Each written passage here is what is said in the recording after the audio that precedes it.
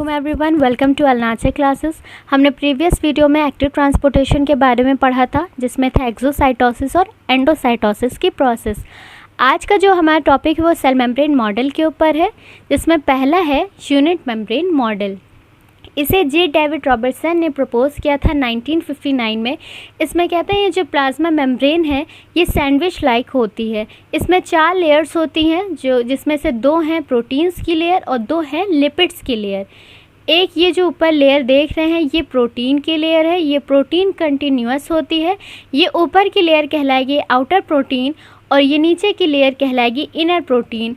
और फिर ये जो बीच में फॉस्फोलिपिड्स हैं, एक ये फॉस्फोलिपिड की लेयर और एक ये फॉस्फोलिपिड की लेयर, तो 2 लेयर हो गई लिपिड्स की, तो इसे हम कहेंगे लिपिड बायलेयर। तो इसी वजह से यूनिट मेम्ब्रेन मॉडल को सैंडविच मेम्ब्रेन मॉडल भी कहा जाता है। इसमें जो प्रोटीन होंगी वो कंटिन्यूअस होंगी और ये लिपिड बायलेयर 2 प्रोटीन लेयर्स के बीच में होंगी। अब ये फॉस्फोलिपिड बायलेयर क्या है? फॉस्फोलिपिड बायलेयर का ये हेड है। हेड जो होता है वो हाइड्रोफिलिक है, यानी कि वाटर लविंग ये वाटर को अट्रैक्ट करेगा। और ये हेड बना होता है ग्लाइसरॉल मॉलिक्यूल और फॉस्फेट ग्रुप का। और ये जो फॉस्फोलिपिड की 2 टेल्स होती हैं जो कि है हाइड्रोफोबिक, यानी कि वाटर को क्या करेंगी, रिपेल करेंगी। और ये बनी होती हैं फैटी एसिड चेन्स की। ये फैट सैचुरेटेड और अनसैचुरेटेड दोनों हो सकती है। अगर सिंगल बॉन्ड है तो ये फैटी एसिड क्या होगा, सैचुरेटेड। और अगर इसमें एक या एक से ज़्यादा डबल बॉन्ड होगा तो ये फैटी एसिड हो जाएगा अनसैचुरेटेड।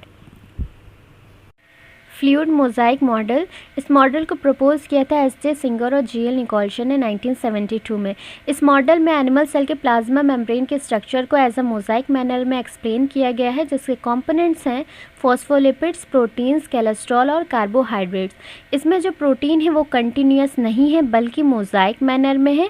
यूनिट मेम्ब्रेन में क्या था, कंटिन्यूअस प्रोटीन थी, लेकिन इसमें मोज़ाइक मैनर में प्रोटीन्स हैं, यानी कि एम्बेडेड हैं। एम्बेडेड का मतलब फैली हुई हैं, बिखरी हुई हैं। आपको पूरी सरफेस पे प्रोटीन नहीं दिखेगी बल्कि कुछ कुछ जगह पे दिखेगी, एम्बेडेड फॉर्म में दिखेगी। इसमें जो प्रोटीन होती है मेम्ब्रेन की वो 2 तरह की होती हैं, एक होता है एक्सट्रिंसिक और एक होता है इंट्रिंसिक। एक्सट्रिंसिक प्रोटीन उन्हें कहते हैं जो प्लाज्मा मेम्ब्रेन की सरफेस के ऊपर पाई जाती हैं, उन्हें हम कहेंगे एक्सट्रिंसिक। ये सॉल्युबल होती हैं क्योंकि ये हाइड्रोफिलिक प्रोटीन है और readily dissociate from the membrane, मतलब ये पूरी तरह से मेम्ब्रेन से डिसोसिएट भी हो जाती है, मतलब सेपरेट भी हो जाती है। फिर आते हैं इंट्रिंसिक इंटीग्रल प्रोटीन्स, मतलब ये उनको कहते हैं, वो उन प्रोटीन्स को कहते हैं जो कम्प्लीटली या फिर पार्शियली प्लाज्मा मेम्ब्रेन के अंदर एम्बेडेड होती हैं। ठीक, फिर ये रिलेटिवली इंसॉल्युबल, वो इसलिए कि ये मोर हाइड्रोफोबिक और लेस हाइड्रोफिलिक होती हैं, इसलिए ये इंसॉल्युबल है और उनका डिसोसिएशन भी डिफ़िकल्टी से होता है। अब प्रोटीन तो 2 तरह की हो गई, एक वो प्रोटीन जो कम्प्लीटली एम्बेडेड है प्लाज्मा मेम्ब्रेन के अंदर, एक वो प्रोटीन जो पार्शियली एम्बेडेड है प्लाज्मा मेम्ब्रेन के अंदर।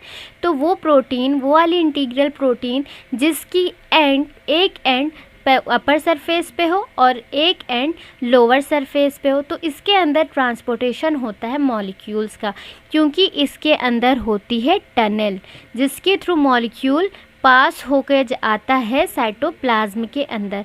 इसीलिए इस इंटीग्रल प्रोटीन को टनल प्रोटीन, चैनल प्रोटीन और ट्रांसमेम्ब्रेन प्रोटीन भी कहते हैं। ये ट्रांसपोर्टेशन जो होगी आपको इसी वाले इंटीग्रल प्रोटीन में दिखेगी जो कि कम्प्लीटली एम्बेडेड होगी प्लाज्मा मेम्ब्रेन के अंदर। जो पार्शियली एम्बेडेड होंगी वो वाली इंटीग्रल प्रोटीन में ये ट्रांसपोर्टेशन नहीं होगी। प्लाज्मा मेम्ब्रेन के अंदर जो कार्बोहाइड्रेट होता है वो ग्लाइकोलिपिड और ग्लाइकोप्रोटीन के फॉर्म में होता है। अगर कार्बोहाइड्रेट फॉस्फोलिपिड से अटैच्ड है तो उन्हें हम कहेंगे ग्लाइकोलिपिड, और अगर कार्बोहाइड्रेट प्रोटीन से अटैच्ड है तो हम उसे कहेंगे ग्लाइकोप्रोटीन। और ये जो है ये है कोलेस्ट्रॉल, जो फॉस्फोलिपिड्स के बीच में और फॉस्फोलिपिड बायलेयर के बीच में प्रेजेंट होती हैं। ये जो ग्रीन कलर का आपको दिख रहा है ये साइटोस्केलेटन के फिलामेंट्स हैं।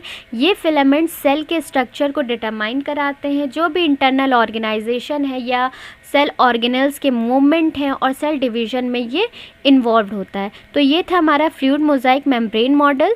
Next video will be on nucleus.